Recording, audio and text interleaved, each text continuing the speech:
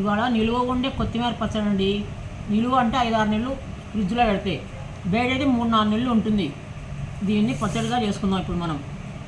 అందుకు కావాల్సిన సామాను: కొత్తిమీర, పచ్చిమిర్చి, చింతపండు, ఉప్పు, మెంతి పొడి, బెల్లం, ఆవాలు, జీలకర్ర, ఆయిల్.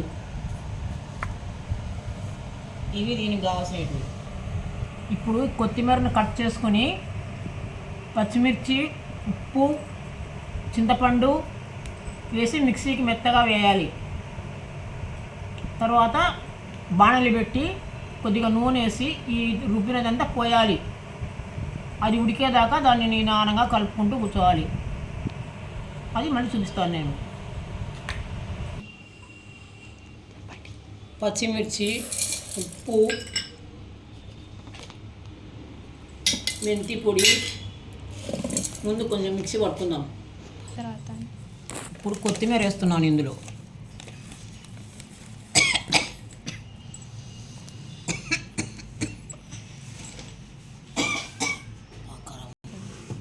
చింతపండు ఇట్లా కడిగి నానబెట్టుకోవాలి. ఇప్పుడు ఈ చింతపండు వేసి రుబ్బాలి.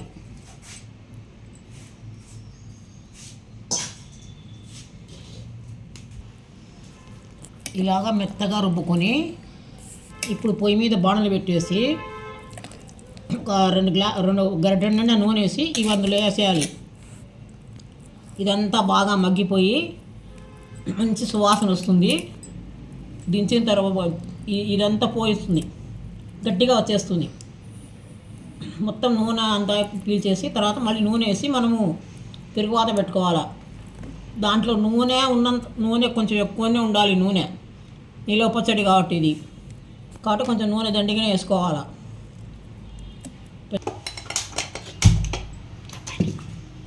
ఇదిగోండి, ఇప్పుడు నూనె వేసాను. పెన్నంలో కనబడుతున్నది కదా మీకు.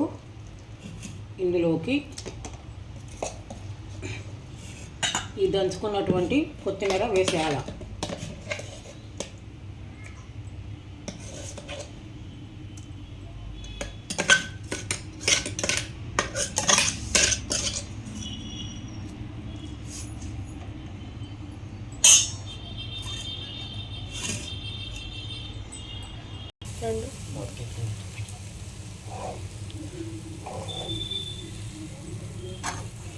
ఇదిగోండి, బాగా ఉడికిపోయి దగ్గరకు వచ్చింది. ఇంకొక 5 నిమిషాలు ఇలా కలిపేసి తర్వాత ఇంకో తర్వాత పెట్టుకునేది.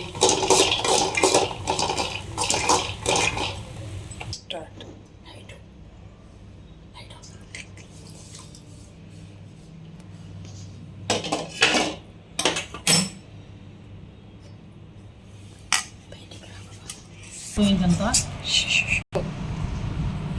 తిరువాత కూడా వేసామండి. తయారైంది పచ్చడి. ఇంకా దీన్ని చల్లారిన తర్వాత ఏదన్నా మంచి గాజు సీసాలో కానీ దేన్ని అట్లా దాంట్లో పెట్టుకుంటే బయట 3 నెలల వరకు గ్యారంటీగా బాగుంటుందండి.